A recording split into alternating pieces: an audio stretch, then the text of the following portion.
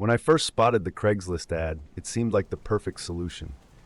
I was trying to save money on a long journey, and ride shares were a dime a dozen. The driver described himself as reliable, experienced, and the car in the photo looked clean.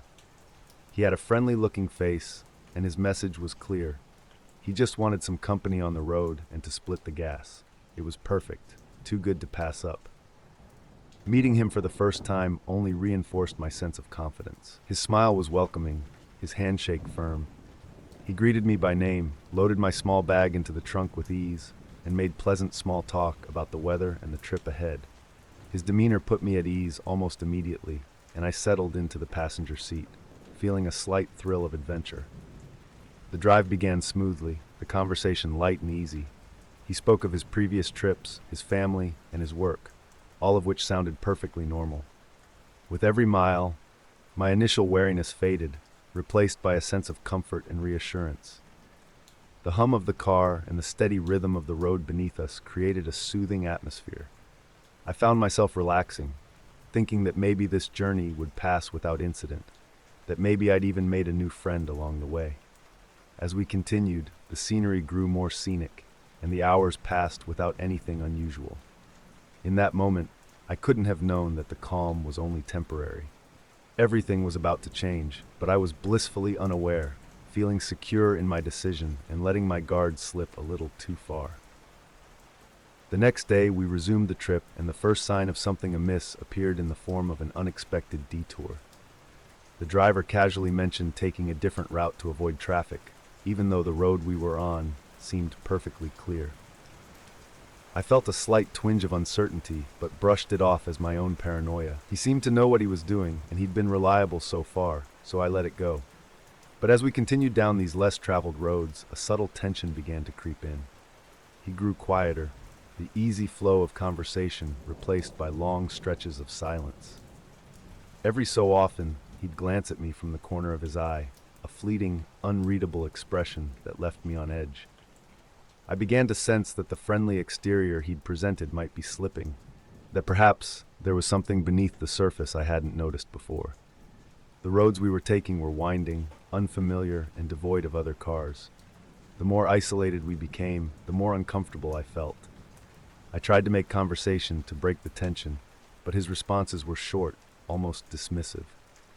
The silence grew heavy, filling the car with an uncomfortable pressure that seemed to amplify with every passing mile. I told myself I was overreacting, that I was just letting my mind play tricks on me. After all, he hadn't done anything overtly wrong. But that lingering unease stayed with me, a quiet alarm that refused to be silenced. The next leg of the journey took an even stranger turn. Without any explanation, he turned off the main highway and onto a narrow, desolate road. When I asked about the change, he mumbled something about avoiding a toll road, his voice barely audible. I looked out the window, noticing the thick, dense trees lining the road, the lack of any visible landmarks, and the unsettling silence that blanketed the area. The road felt more like a path through the woods than an actual route, winding endlessly with no signs of civilization. It felt wrong, but I couldn't find the words to express my discomfort without sounding paranoid. I kept watching the landscape pass by, hoping that we'd eventually reach a more populated area, a place that would break the strange spell this road seemed to cast. As we drove, the silence in the car grew colder. I could feel a subtle shift in his presence, as if the friendly driver I'd met had slowly transformed into someone else. His hands gripped the wheel tightly, his gaze focused straight ahead, refusing to meet my eyes. Each time I glanced at him, I noticed a strange intensity, a hardness that hadn't been there before. With every turn, I felt as though we were slipping further into isolation, and a creeping sense of dread settled over me. The once comforting sound of the car engine now felt like a mechanical heartbeat, pacing us further into the unknown. I wanted to ask him to turn back, to return to the main road, but I couldn't bring myself to speak. The quiet fear had settled too deep, making my words feel small and pointless. As we continued down the deserted road, his demeanor grew more unsettling. His silence gave way to sporadic muttering, incomprehensible words that seemed directed more at himself than at me. His fingers tapped rhythmically on the steering wheel, a rapid, nervous beat that only added to the tension in the air. Every so often, he'd cast a sidelong glance in my direction, his gaze lingering just a bit too long. The way he drove became erratic. He'd press down on the gas, speeding up suddenly, only to slow down moments later, his foot tapping the brakes as though he couldn't decide how fast he wanted to go. His behavior was unpredictable, the once controlled movements replaced by a strange recklessness. I clutched my seatbelt, feeling a chill wash over me as I tried to process the abrupt changes in his demeanor. My attempts to ask questions were met with vague responses, each one more curt than the last. He was no longer the friendly driver I'd felt comfortable with. He was a stranger, one whose intentions had become increasingly obscure. His erratic behavior, the sharp turns, the eerie silence, it all felt like a thinly veiled warning, an indication that the situation was about to escalate in ways I hadn't anticipated. With every second that passed, I felt more and more trapped, the car suddenly feeling much smaller, the escape options slim. My mind raced, considering my options, wondering if I could open the door and roll out onto the road. I held back, waiting for the right moment, all the while bracing myself for whatever came next. The sense of danger was palpable, a silent threat that filled the car with a weight that pressed down on me, making every breath feel heavier than the last. The tension in the car had reached a suffocating level. Every minute felt like a countdown, ticking down towards something inevitable and terrible. As we drove deeper along this deserted road, his mutterings grew louder, more unsettling. The words were still unclear, but I caught fragments that sent a chill down my spine. Half-formed sentences about people watching, lessons to teach, phrases that felt menacing without fully making sense. My heartbeat quickened, pounding against my chest as I realized I was trapped, with no way to contact anyone or call for help. I looked out the window, hoping to see a sign of civilization, a house or another car, but there was nothing. The trees lined the road like a wall, dense and shadowed, concealing any sense of direction. Each bend in the road felt like a step further into isolation, and every instinct screamed that I needed to get out before it was too late. The driver seemed oblivious to my growing panic, his attention fixed on the road, his expression unreadable but intense. He would occasionally glance at me, a flicker of something dark and unsettling passing through his eyes before he turned back to the wheel. The air felt heavy, charged with a silent threat that grew with each passing mile. I began to scan the surroundings, mentally calculating how I could leave the car safely, searching for any way to escape. My mind raced, analyzing every possibility, waiting for an opportunity. The anticipation of what might happen next was almost worse than the reality itself, and I knew I had to stay calm, had to wait for the right moment. I focused on my breathing, forcing myself to keep a level head, even as my pulse hammered with a fear that was becoming harder to control. Finally, the car slowed, and the driver pulled over near an abandoned rest area, its structure worn and overgrown, a forgotten place hidden deep within the woods. He mumbled something about needing a break, his tone oddly detached, as if I wasn't even there. The rest area was deserted, shadowed by the looming trees, and the silence felt oppressive, as though even the birds had decided not to venture this far. I knew this was my only chance. My hands shook as I waited, every muscle tense, ready to move the instant I saw an opening. He stepped out of the car, stretching, his back turned to me. The car door closed behind him with a hollow thud, and he moved a few steps away, facing the woods as though he was looking for something. My heart pounded in my chest, a wild rhythm that matched the urgency building inside me. Slowly, I reached for the door handle, pulling it open as quietly as possible, careful not to draw attention. The cold air hit my face as I stepped out, every sense heightened, every instinct screaming to move quickly and quietly. I glanced at him one last time, ensuring his back was still turned, then began to edge away from the car, keeping low and as silent as possible. The fear was paralyzing, but the desperation to escape fueled me. I moved faster, gaining distance, feeling the pressure to get away before he noticed. Each step felt like a gamble, a risk that he might turn around at any moment. But I couldn't stop. I had to get away, to put as much distance as possible between myself and the car that had once felt safe. After what seemed like hours, I came to a road and luckily saw a car. I signaled with my hand and the car stopped. I explained to the driver what had happened, and he dropped me off near where I lived.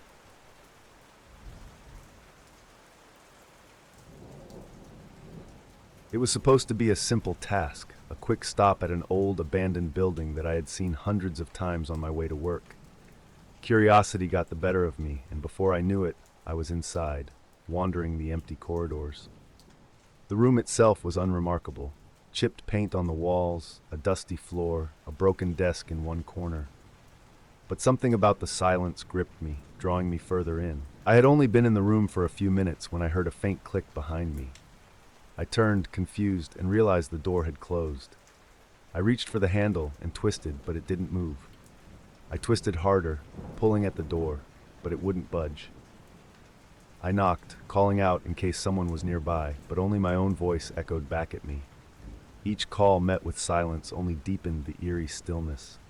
As the seconds stretched, the reality of being locked in started to settle in, a slow, creeping sensation of unease winding through me. I pulled at the door again, testing its resistance, but it held firm. I took a step back, a prickling awareness settling over me. I was trapped.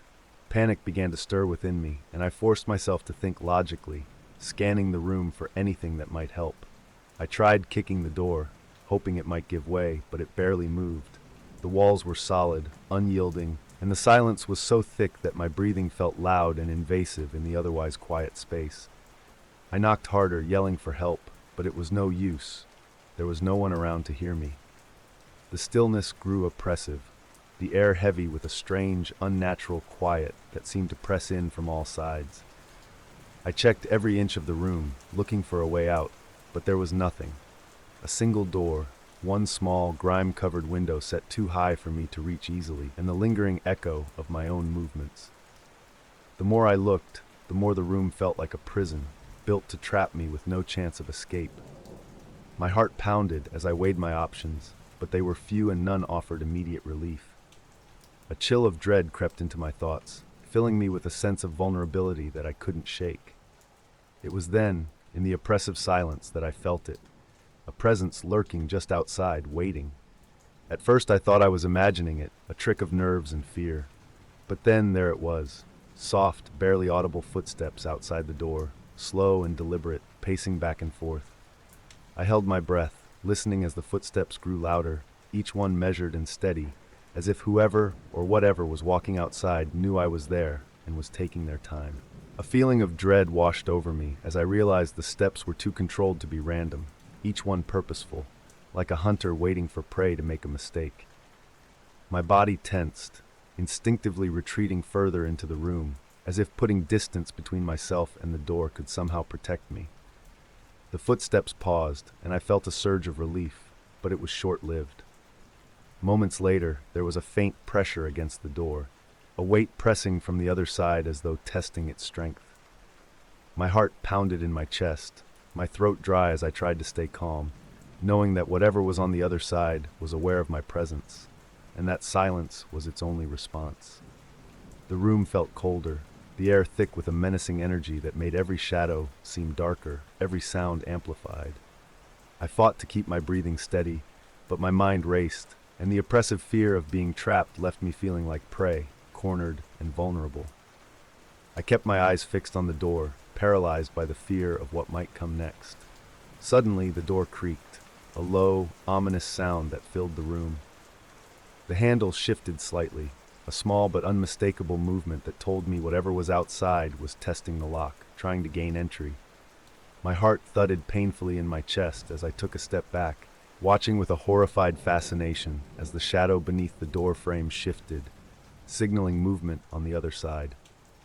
The silence between each sound was unbearable, each creak and shift magnified in the heavy stillness. I felt trapped in a nightmare, the door becoming less of a barrier and more of a threat, the only thing standing between me and whatever dark presence lurked outside. My pulse quickened and a cold sweat covered my skin as the reality set in. I had to get out of here now. I turned to the window, my last hope.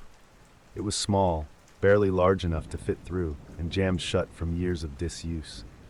But desperation lent me strength, and I moved toward it, the fear of the thing outside driving me forward. My hands found the frame, and I began to pull, hoping against hope that it would open before whatever was on the other side managed to breach the door. With my hands gripping the edges of the old rusty frame, I pulled with every ounce of strength I had. The window was stuck, the glass coated with years of grime, and the frame warped from time. Each tug seemed futile, but the sounds from the door, the creaking, the slight shifts of pressure, fueled my desperation. I had to make this work. The alternative was unthinkable. The footsteps outside the door had grown louder, more forceful, as if the presence knew I was attempting to escape.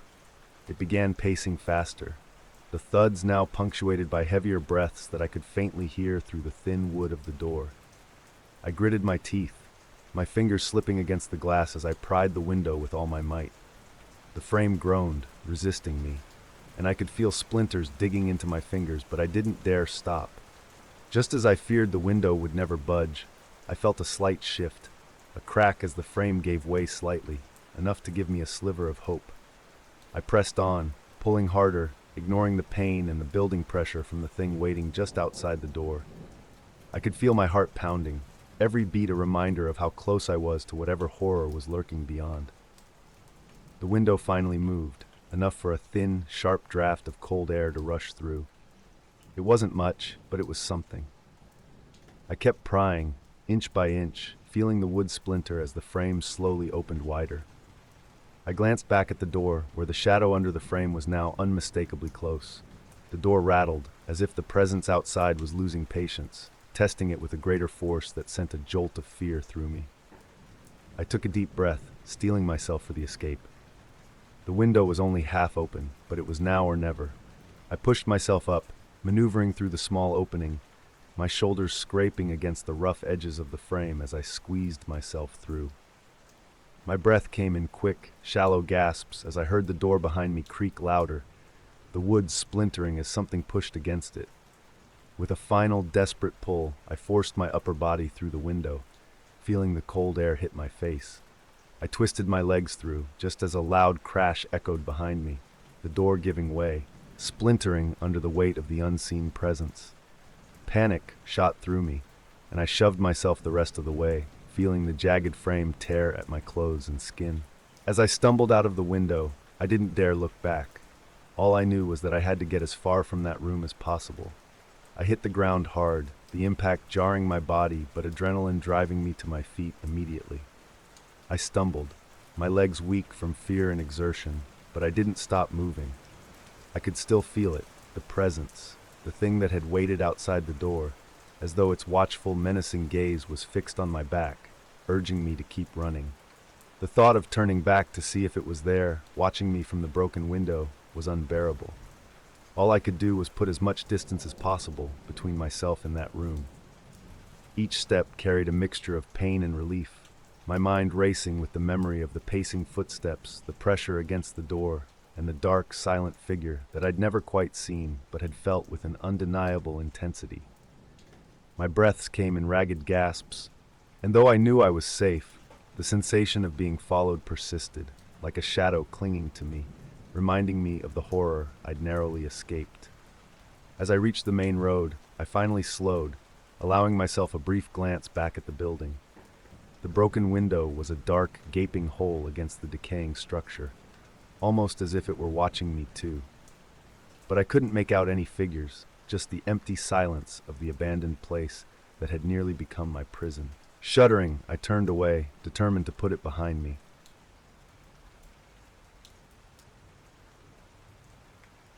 The ride began as they always did, routine, unremarkable. I slid into the back seat of the car, briefly greeting the driver, who nodded with a polite smile. His face seemed friendly enough, with an unassuming demeanor that put me at ease. Settling in, I glanced at my phone, figuring I'd check messages and mind my own business for the trip. The car merged smoothly into traffic, and I let my thoughts drift, expecting nothing more than a quiet ride to my destination.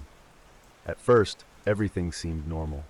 The driver made small talk, asking about the weather, how my day was going, questions so ordinary that I hardly registered them. I responded out of habit, my gaze focused on my phone. But as we drove, I noticed him taking an unexpected turn, a small deviation from the usual route. I didn't think much of it. Maybe it was a shortcut I wasn't aware of, or perhaps traffic was heavier than usual on the main road. I tried to ignore the slight unease that prickled at the back of my mind, telling myself it was nothing. But as the car turned again, veering further off course, my curiosity turned to a nagging concern. I put my phone down, my focus shifting entirely to our surroundings. The streets were becoming unfamiliar, and the route we were on seemed isolated, quieter than I expected. I took a deep breath, hoping it was just a detour. But the calm of the routine ride had been shattered, and a faint sense of foreboding settled in its place. The car continued down an unfamiliar road, twisting further away from the bustling streets I knew. I leaned forward, trying to catch the driver's attention. "Hey, I think we're off the route. Can we get back to the main road?" I asked, keeping my tone light, hoping for a simple response. But he didn't respond. His hands gripped the steering wheel tightly, his gaze fixed ahead, as though he hadn't heard me, or was choosing to ignore me. I repeated my request, a hint of unease creeping into my voice. This time he glanced in the rearview mirror, his eyes meeting mine for a split second before he looked away. He didn't answer, didn't acknowledge me. The silence between us grew thick, charged with a tension that made my skin prickle. I tried again, more insistent, but his silence persisted, his face expressionless. The friendly demeanor from earlier was gone, replaced by something cold, almost robotic. My heart began to pound as the realization hit me. Something was seriously wrong. Each turn took us further from any sign of life, the landscape around us becoming darker, more desolate. The car felt smaller, the space confining as the road stretched on, leading me deeper into the unknown. After what felt like an eternity, the car slowed, and I looked around, trying to understand where he had taken me. We were in the middle of nowhere, surrounded by a dense cluster of trees and open land. In the distance, a small, run-down shed stood alone, its dark silhouette barely visible in the dim light. The driver pulled up beside it and stopped the car, his expression still disturbingly blank. Before I could react, he stepped out, leaving me alone in the back seat. I reached for the door, only to hear a chilling click as the locks engaged, trapping me inside. My pulse quickened, panic spreading through me as I tugged at the door handle, but it wouldn't budge. The driver walked away from the car, his figure disappearing into the darkness, leaving me completely alone, sealed in the vehicle with no way out.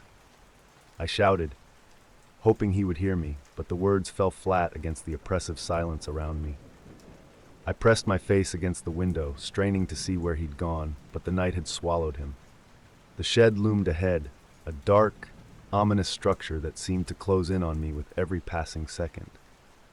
I was trapped, and the realization filled me with a cold, paralyzing fear. My options were dwindling, and I knew I had to find a way out before he returned. In my frantic search for a way out, my eyes landed on a small, forgotten hairpin lying on the floor of the car. My hands shook as I picked it up, my mind racing with the possibility that I might be able to use it to pick the lock. I had never done anything like this before, but desperation drove me, giving me a focus I hadn't felt since the ride had taken its dark turn. I leaned forward, working the hairpin into the lock with trembling hands, feeling each tiny click as I twisted it, praying it would work. Seconds stretched into minutes, each attempt fueling my growing sense of urgency. I could feel the pressure mounting, knowing that every second was precious and that he could return at any moment. Finally, I felt a shift, and with a click, the door unlocked. Relief washed over me, but it was short-lived. I stepped out of the car, the cold air hitting me as I scanned my surroundings, searching for an escape route. But the shed loomed ahead, its door closed and locked, trapping me within its eerie shadow. I tugged on the shed door, but it was solid, padlocked from the outside. My mind raced, weighing my options as my heart pounded with fear. I had escaped the car, but I wasn't safe yet. I needed to find a way out of this remote area, away from the shed, the driver, and the isolated darkness that surrounded me. I knew I had to think quickly. Every moment spent outside the car only increased the risk of him returning. Desperation filled me as I examined the shed, looking for any weak point, anything that could serve as an escape route. That's when I noticed a small window high up on the wall. It was old, with a thin, fragile frame and glass that looked ready to shatter at the slightest touch. It wasn't ideal, but it was my only hope.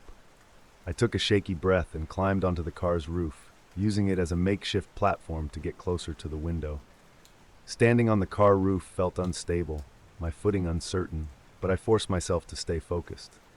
I reached up, stretching as high as I could, until my fingertips brushed the glass. The window was indeed fragile, the wood around it soft and decayed. It wouldn't take much to break through, but the height and instability of my position added an extra risk. Balancing myself carefully, I braced for the leap. My heart pounded, adrenaline coursing through me as I prepared to jump, knowing that one wrong move could leave me worse off, or trapped entirely. But there was no other way. I steeled myself, gathered my strength, and pushed off the car roof, reaching for the window with every ounce of willpower I had. The impact was immediate and brutal. My shoulder hit the glass, shattering it with a sharp, piercing sound that echoed in the dark. Shards rained down around me, some scraping against my hands and arms, but I pushed through, forcing my body through the small opening. My foot caught on the jagged edges of the frame, sending a sharp pain up my leg as I tumbled forward, barely managing to steady myself on the other side. The fall was harder than I expected. I landed heavily, my ankle twisting as I hit the ground, sending a fresh wave of pain through me. My injured foot throbbed, a burning ache that made each movement feel agonizing. I took a shaky breath, trying to gather myself, to push past the pain long enough to get out of this nightmare. Though my body screamed in protest, I forced myself to stand, every instinct urging me to move.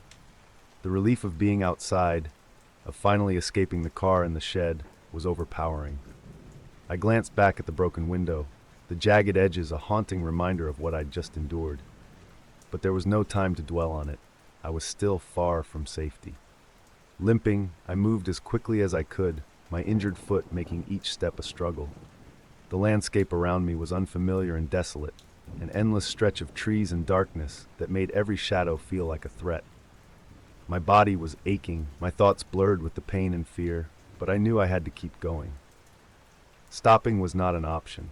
The journey felt endless, each painful step a reminder of how close I had come to something terrible. I could feel my heart pounding with each movement, every small sound sending fresh chills down my spine as I imagined him lurking somewhere behind me, waiting. The memory of his cold, expressionless face and the suffocating silence in the car haunted me, fueling my determination to escape. Finally, after what felt like hours, I began to recognize the outline of familiar landmarks. Relief washed over me as I reached the edge of a main road, the faint glow of distant streetlights signaling the return to safety. I hobbled forward, my entire body aching, but a sense of freedom filled me, stronger than the pain. I had survived, and soon I'd be home.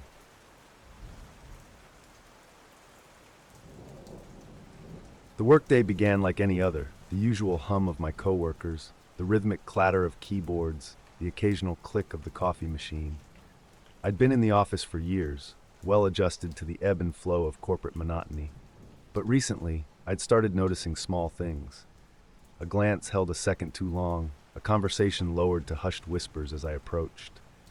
I brushed it off at first, attributing it to my own overthinking. After all, offices were rife with speculation and gossip, right? But the consistency of these incidents was hard to ignore. One day, during my usual walk to the break room for my afternoon coffee, I entered to find a few coworkers grouped together, talking in low voices. As soon as I walked in, they stopped abruptly, their eyes flicking toward me in unison before scattering back to their desks, heads down. A shiver ran down my spine, but I convinced myself it was just a fluke. I forced myself to ignore the gnawing discomfort that lingered even after they'd gone. It was only the beginning, but that day marked a subtle shift, something intangible that I couldn't quite place yet. Days passed, and the whispered conversations only grew.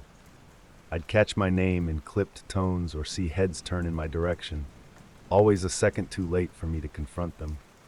Even the meetings seemed different, though I couldn't put my finger on it. The usual agenda items were glossed over, and there was a strange tension in the air, as if something unsaid loomed over us all. For the first time, the office felt foreign to me, its familiar routines veiled by an invisible yet palpable unease. It was late one evening when I first stumbled upon the note. I had stayed back to finish a project, the office nearly empty, only the distant hum of the air conditioning breaking the silence. While making my way to the break room for a drink, something caught my eye. A folded piece of paper wedged behind the coffee maker, nearly hidden. Curiosity got the better of me, and I pulled it out, feeling the weight of secrecy in my hand. The note was small, with symbols scrawled across it in ink.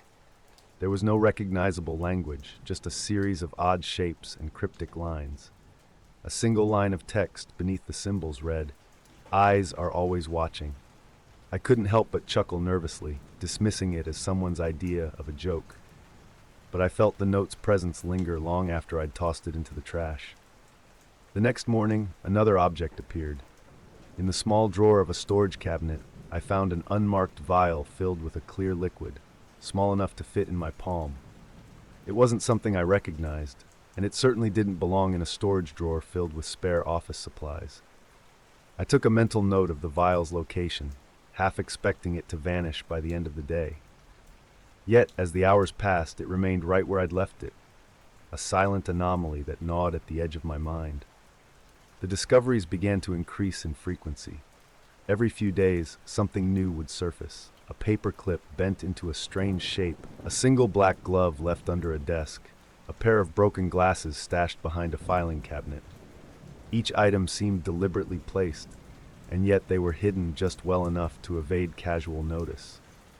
I couldn't shake the feeling that someone wanted me to find them, that each item was a piece of a puzzle designed for my eyes alone. I started tracking the locations of these objects, making a crude map in my notebook. Each mark seemed to radiate outward from my workspace, forming a strange, almost symmetrical pattern. My pulse quickened every time I added a new point, the pattern becoming clearer, yet offering no answers. The more I looked, the more it seemed like a deliberate design, a map that only made sense to someone aware of its twisted intent. The tension grew unbearable. I could feel the weight of these objects, their silent presence creeping into my thoughts even outside of work. I became hyper-aware of my surroundings, each creak and rustle in the office setting me on edge. The environment I once found mundane and predictable now felt like a minefield, each step bringing me closer to a revelation I wasn't sure I wanted to face. One day I arrived early, hoping to get a head start on the mountain of work waiting on my desk. As I passed by the conference room, I saw a few familiar faces, huddled together, their voices low and urgent. They didn't see me, too absorbed in their conversation, their expressions tense and uncharacteristically focused. I caught a few words, almost ready. Not much time left. The tone was serious, a far cry from the usual office banter.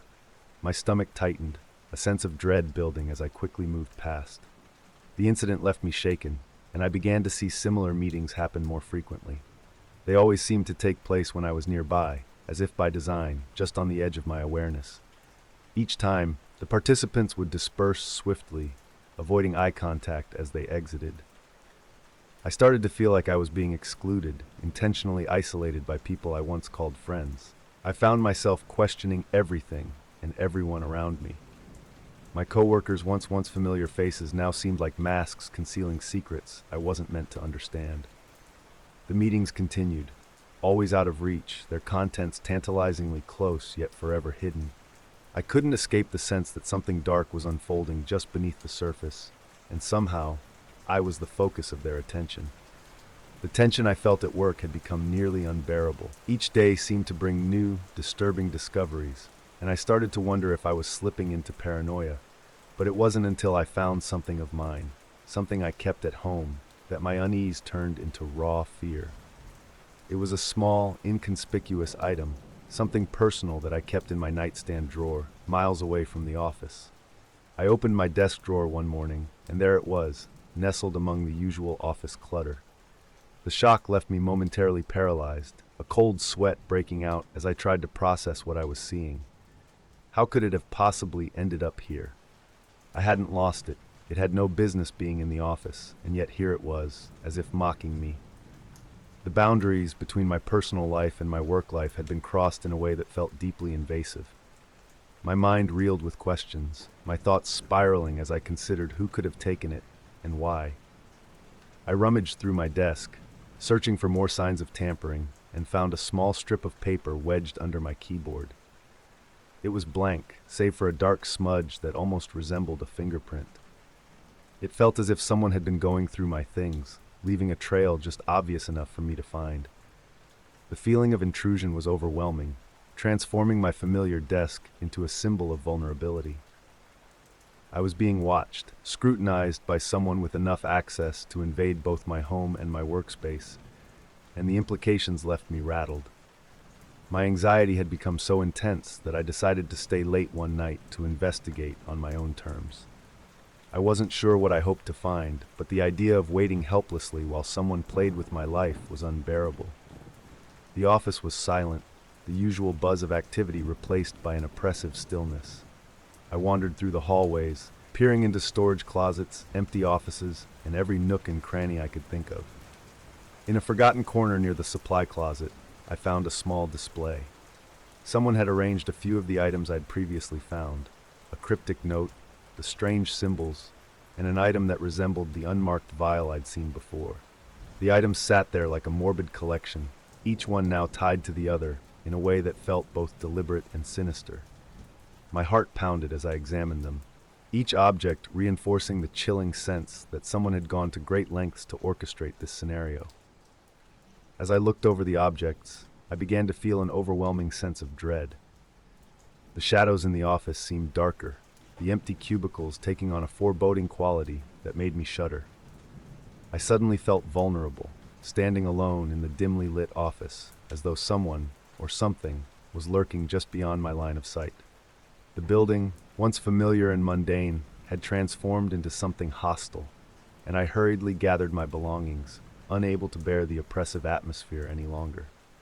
Back at home, I spread out all the notes and symbols I'd collected, trying to make sense of the pattern they formed. Each item seemed innocuous enough on its own, but when placed together, they told a different story. My mind raced as I pieced it all together, the chilling realization dawning on me. This wasn't random. Each item was part of a larger plan, a network of clues that seemed to orbit around me. I was the common thread, the target of this twisted scheme. I went over every interaction, every face, every whispered conversation I'd witnessed in the past few weeks. It became clear that I was the subject of an orchestrated effort, something more deliberate than mere office pranks. The symbols, the stolen items, the meetings, they all pointed to a coordinated plan that only made sense when I considered myself as the focus. A heavy dread settled in as I realized that I might never know who was behind it or why they had chosen me. The boundaries of my life felt shattered, replaced by a creeping sense of paranoia that followed me even outside of work. I began to wonder if I could ever trust anyone again. Was my life ever truly private? Or had someone been pulling the strings all along, watching me from the shadows?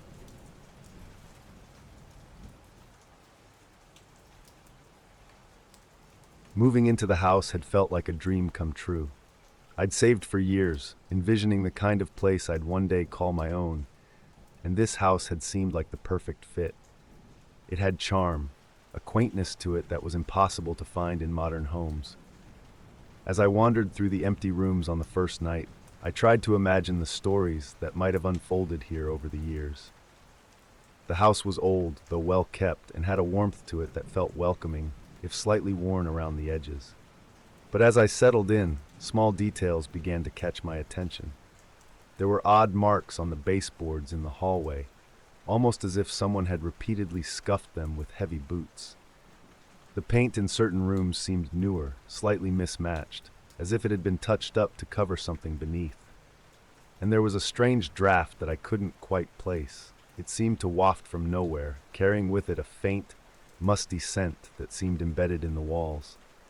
I shrugged it off as part of the house's age and quirks, letting myself be charmed by the novelty of it all.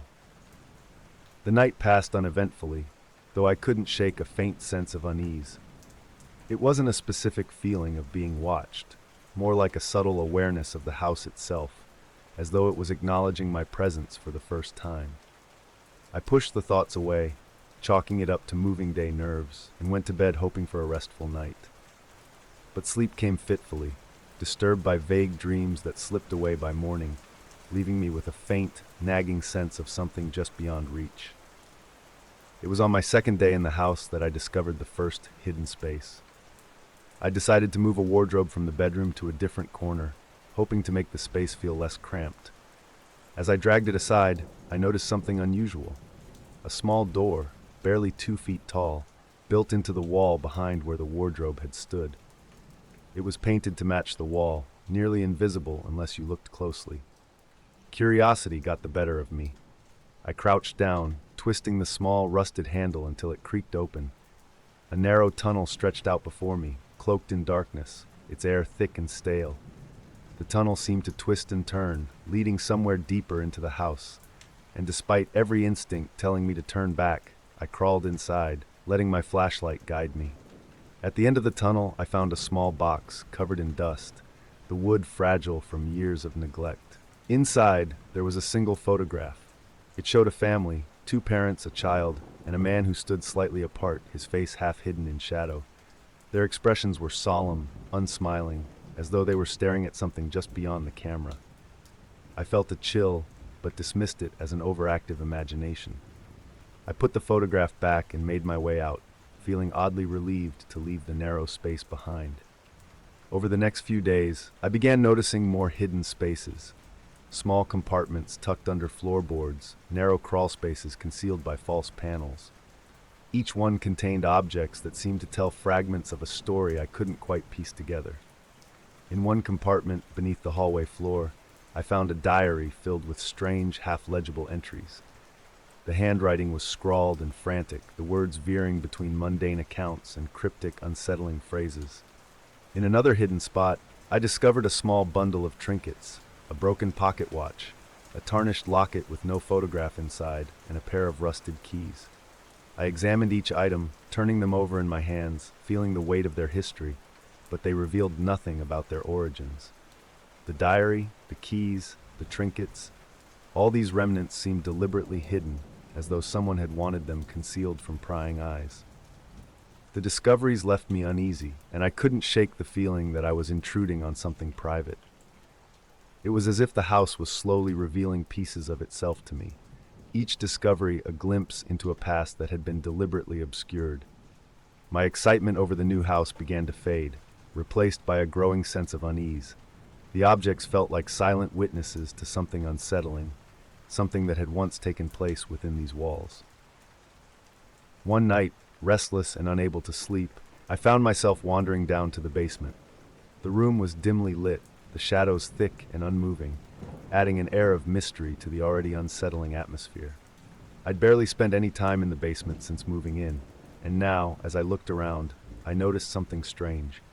A faint seam along one of the walls, almost invisible in the half-light. I followed the seam, running my fingers along its edge until I felt a small latch hidden just below a pipe. I pulled, and the wall shifted, swinging open to reveal a hidden room cloaked in darkness. I hesitated, but something compelled me to step inside. The air was heavy, thick with an unidentifiable scent that clung to the back of my throat. My flashlight revealed objects scattered throughout the room, candle stubs melted onto the floor, torn pages from books and small, cloth-wrapped bundles that I dared not unwrap. The walls bore faint markings, almost like someone had attempted to draw or write something, but abandoned the effort midway. My pulse quickened as I moved deeper into the room, each step feeling like a trespass. This space felt different from the others, more intentional, as though someone had used it for purposes I couldn't begin to understand. I backed out slowly, my flashlight casting shadows that seemed to stretch and warp as I retreated. I closed the hidden door, sealing the room back into darkness, but the image of it lingered in my mind. There was a weight to that space, a sense that it held secrets not meant to be uncovered. I felt unsettled, haunted by the thought that whatever had happened, there might have left a trace, a lingering presence that now clung to me like an invisible shadow. The unease I'd felt since discovering the hidden spaces had grown into something darker, a sense of dread that settled over me, constant and unrelenting. Every night, strange sounds echoed through the house, seeming to emanate from within the walls themselves. At first, I tried to ignore them, chalking it up to the quirks of an old house, but the noises only grew louder and more unsettling. It started as a faint humming, low and rhythmic, vibrating through the floorboards and settling into my bones. At times, it shifted into something resembling footsteps, faint and measured, moving through rooms that should have been empty. One night, driven by a surge of desperation, I decided to investigate the sounds. Following the faint noises through darkened hallways, I found myself in the living room. As I searched, my hand brushed against a section of the wall that felt different, softer somehow. My fingers pressed into it, and a hidden panel sprang open, revealing an expansive crawl space. Inside, the air was thick with the musty scent I'd come to associate with these hidden areas. I crawled in, flashlight in hand, feeling my way through the cramped tunnel. At the end of the crawl space, I found a small, nondescript box. Inside were pages of handwritten notes, descriptions of rituals, fragments of chants, and odd symbols drawn with precise care. They were filled with references to binding and containment, hinting at practices that seemed occult in nature. A sense of dread settled over me as I read the fragmented lines, each word weaving a narrative of something dark that had once unfolded within these walls. I backed out of the crawl space, feeling the walls close in around me as though the house itself was watching, waiting. Unable to sleep, I spent the following days piecing together the contents of the notes and journals I'd discovered. Each word seemed to point toward a specific purpose, a ritual designed to contain something within the house. There were references to energies, to spirits bound to physical objects and places. As I read, I felt a disturbing realization taking shape. Whatever practices the previous inhabitants had engaged in, they'd done so with a singular purpose. They had created these hidden spaces, these tunnels and compartments, as part of a larger design meant to trap something within the walls. In one particularly chilling entry, I found mention of an unseen watcher, a presence bound to the house, lingering within its confines. The entry described the watcher as something both benign and malevolent, an entity that could be controlled but never released. I felt a shiver of horror as I read those words, realizing that each hidden space I'd uncovered had likely been placed with intention, designed to contain traces of this watcher within the house's structure. And then I found the mirror, a small antique piece tucked into one of the compartments I hadn't yet explored. Its surface was cracked, marred with spiderweb fractures that distorted my reflection as I held it. The mirror had an unsettling weight to it, as though it carried more than just a reflection, and I couldn't shake the feeling that someone or something had been staring back at me from within the glass. I placed it back, but its image lingered, casting an eerie shadow over everything I'd learned. After uncovering the mirror, the strange occurrences in the house intensified. Doors that I had closed would be found ajar, creaking open as if beckoning me to look inside. At night, I could feel a cold draft against my skin, like a whisper trailing through the house, settling around me with a chill that seeped into my bones. I felt watched, as though an unseen gaze followed me from room to room. The sense of isolation was suffocating, even in my own home. I was exhausted. I couldn't live peacefully in that house. The next day I packed my bags and left.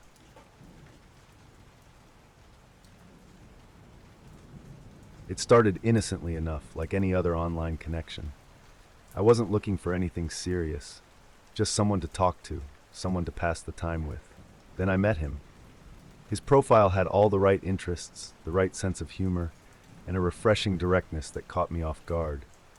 Conversations flowed effortlessly, and it felt like we shared an uncanny number of commonalities. We talked about favorite books, films, even niche hobbies, and every topic seemed to align perfectly. I began looking forward to our chats, finding a sense of ease that I hadn't experienced in a long time. Our connection quickly evolved into something more frequent, more intense.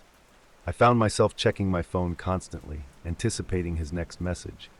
He seemed to know exactly how to engage me, asking questions that felt personal yet harmless, pulling me deeper into the interaction. He always had something to say that made me feel understood. In a way, it felt like he'd been waiting for me, like I was somehow the missing piece he'd been searching for. But beneath the excitement, a small voice in the back of my mind wondered if things were moving a little too fast. Still, I dismissed my concerns, attributing them to the natural jitters of connecting with someone new. After all, It felt good to talk to someone who seemed to understand me so well. I let my guard down, allowing myself to enjoy the rare feeling of connection. In those early days, it felt perfect, almost too perfect. As time went on, I started to notice strange details about our conversations. At first, it was subtle. A comment here, a question there that seemed oddly specific, as if he knew things I hadn't shared. He'd mention a place I'd visited recently, or make a comment that aligned uncannily with a private memory, something I hadn't shared online or told anyone about. At first, I brushed it off, convinced it was mere coincidence. Maybe I'd mentioned something in passing and simply forgotten, but the familiarity became harder to ignore. He would reference details about my family, stories from my childhood that I hadn't spoken about, even memories that I was certain I'd kept private. During one conversation, he casually mentioned my childhood pet by name, a dog that had passed away years ago. I hadn't mentioned her in any of our conversations, and I was certain there was no record of her on my social media profiles. The mention was jarring, leaving me with a feeling I couldn't quite shake. I asked him half-jokingly if he was some kind of mind reader. He laughed it off, saying he was simply good at reading people. I tried to let it go, convincing myself that maybe I had mentioned more than I realized. But the feeling lingered, a faint unease that sat like a shadow at the back of my mind. The more we talked, the clearer it became that he knew things no stranger should. I started keeping mental notes, cataloging each instance where he displayed knowledge of details I'd never shared. Each conversation seemed to reveal something new, specific places I'd been, personal preferences that I'd never mentioned, or inside jokes from old friendships. It felt like he had a map of my life, every corner illuminated by a knowledge I couldn't understand.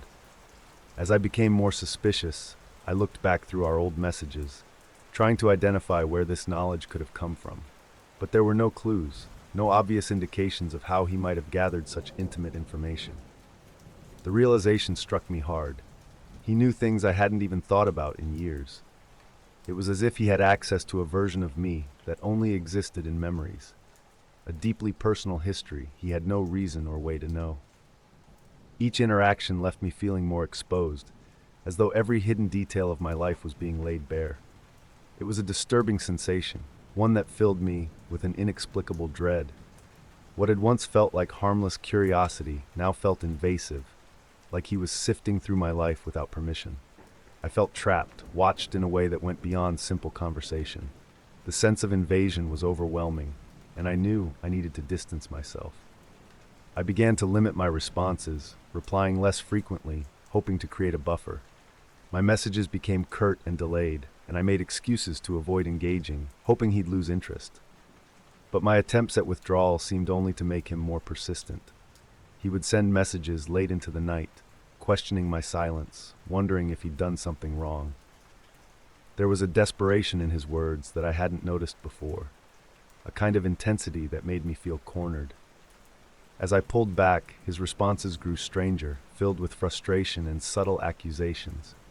He hinted at knowing where I was, asking about places I'd visited recently without explanation. It was as if he was punishing me for trying to create distance, each message a reminder that he was closer than I'd ever realized. The initial warmth and charm were gone, replaced by something unsettling, a possessiveness that felt both accusatory and clingy. I tried to block him, hoping that a clean break would be enough to sever the connection.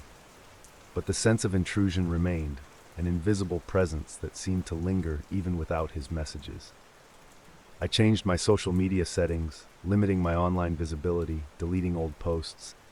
Despite my efforts, I couldn't shake the feeling that he was still watching, waiting for any sign of my return. The line between online and real life blurred, each shadow and passing stranger carrying the weight of his unsettling presence. Even after I'd blocked him, his presence seemed inescapable. Despite severing all direct communication, I began to receive messages from new, unrecognizable accounts. Vague, cryptic, but filled with personal details that left me no doubt it was him. The messages hinted at recent purchases I'd made, places I'd visited, and even conversations I'd had with friends. There was no way he could have known these things unless he was still watching somehow, tracking me in ways I couldn't detect. The realization that he might be watching me in real life left me shaken. I couldn't go anywhere without feeling eyes on me, without imagining him lurking just out of sight. Paranoia set in, turning my daily routines into a minefield of anxious suspicion. At the grocery store, I'd glance over my shoulder, scanning the faces around me. On my walks, every parked car felt like a potential hiding spot. Even in my own home, I no longer felt safe, as though he'd somehow managed to slip past every barrier I'd tried to build. The intrusion went beyond unsettling. It was violating. My privacy felt shattered, each new message a reminder that he was always a step ahead, watching, waiting. I tried changing my routines, going to different stores, avoiding places I'd frequented before, but nothing seemed to work. Each time I checked my inbox, there would be a new message, brief, chilling in its simplicity, each one a reminder that my life was no longer my own. By now, desperation had overtaken me. I changed all my passwords, deleted social media accounts, and even created a new email address in an attempt to cut him off entirely. But somehow, he always found me. Within days, I'd receive an email to my new account or a message on a platform I hadn't even shared publicly. Each time, his words were the same. "You can't hide from me." I decided to go further, taking every measure I could think of to erase any trace of my online presence. I scrubbed old accounts, deleted years' worth of posts, and updated my security settings to their strictest level. I even went as far as to change my phone number, cutting off contact with people I cared about just to create some semblance of safety. But the messages kept coming, as if he was always one step ahead, predicting my every move. My final resort was moving. I found a new apartment across the city, a small place far from anyone who knew me. I packed everything within days, leaving my old life behind in an attempt to start fresh.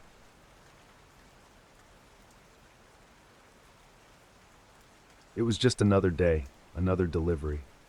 I had been working this route for months, and the quiet suburban neighborhood was familiar to me.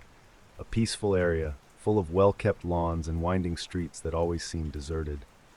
Pulling up to the address, I double-checked the details on my phone and grabbed the food bag from the passenger seat. Nothing out of the ordinary.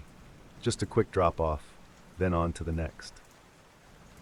As I walked up the path to the door, the house seemed unusually still. It was mid-afternoon, and normally, at this time, I'd expect to see kids playing in nearby yards, a jogger passing by, something to break the silence. But today, there was only the faint hum of a lawnmower in the distance and the soft rustling of leaves in the breeze. I knocked on the door, stepping back slightly, waiting for someone to answer. A calm, disembodied voice spoke from inside. "Just leave it at the door and go." The words were precise, almost rehearsed, spoken with a cool detachment that didn't match the warmth of the neighborhood. The tone made me pause, but I followed the instructions, setting the bag down on the mat and turning to leave. I reminded myself that not everyone enjoyed small talk with delivery drivers. Some just wanted their food, no fuss. I had almost reached the path when something by the window caught my eye, a flicker of movement that broke the stillness. I stopped, curiosity piqued, and turned back to look. The movement had come from a window just to the right of the door. I squinted, trying to see inside through the faint reflection of trees and sky on the glass. As I focused, I saw a face. Someone pressed close to the window, their eyes wide with desperation. Their lips moved, silently mouthing words I couldn't hear, but the meaning was unmistakable. "Help me." The sight of their face sent a shock through my body. I couldn't move, couldn't look away from the silent plea playing out behind the glass. They were tapping against the window, barely audible from where I stood, but the urgency in their gestures was clear. Their eyes met mine, pleading, silently begging me not to turn away. A strange chill crept over me as I registered the desperation etched into their face. It was like they were trapped, reaching out to me as if I were their last hope. I wanted to help, to do something, but my mind was frozen, struggling to make sense of what I was seeing. The figure at the window kept mouthing the words, their movements growing frantic, as though they feared I would leave without noticing their silent call for help. But just as I felt my feet inching forward, compelled to get closer, my gaze shifted, catching a darker shape in the background. Behind the person at the window, partially shrouded in shadow, stood another figure. They were motionless, just watching, their expression unreadable from my vantage point. The person tapping on the window froze, their eyes widening in fear as they became aware of the figure standing just behind them. Their desperate look transformed into one of pure terror, and they stopped tapping, their hand dropping slowly from the window pane. The looming figure remained perfectly still, a silent threat radiating from their stance. There was a strange intensity in their presence, an energy that sent a ripple of dread through me. Whoever they were, they exuded an unnerving calm, an assurance that they were in control, that any attempt to escape would be futile. I felt rooted to the spot, watching the scene play out through the glass. The silence around me grew heavier, suffocating, and I knew instinctively that something was horribly wrong in that house.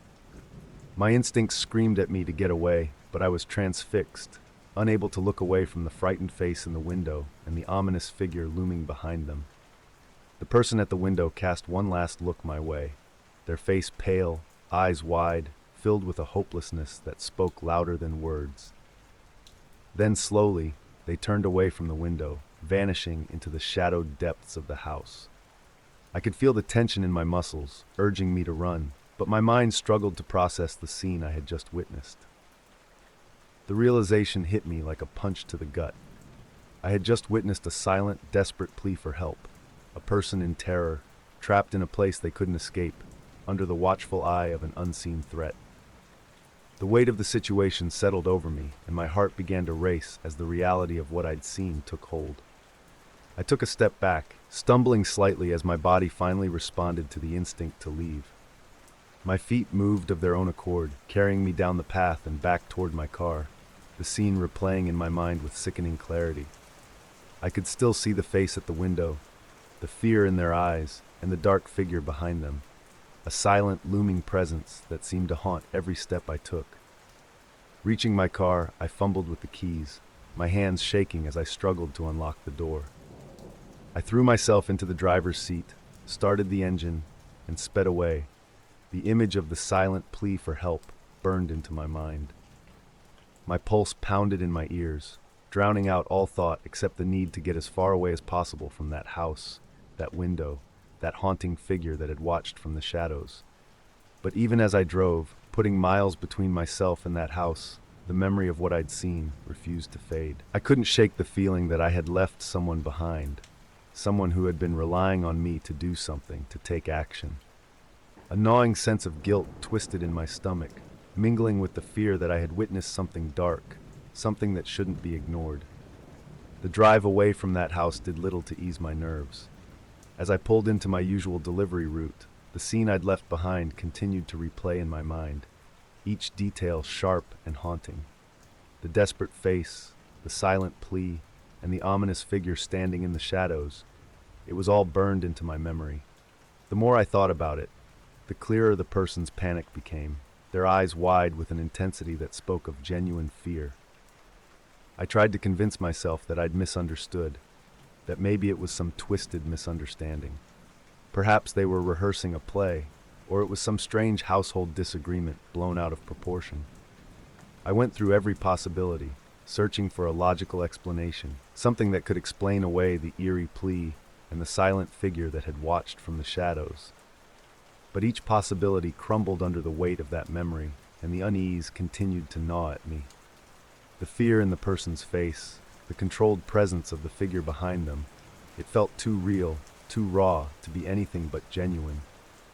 Despite my efforts to rationalize, a sense of guilt began to creep in. I knew I'd witnessed something dark, something that didn't belong in a quiet suburban home, and the knowledge that I'd left them there felt like a weight pressing down on my chest. As night fell, I lay awake, my mind looping back to that moment by the window. The scene took on a haunting quality in the darkness, filling my thoughts with a quiet urgency.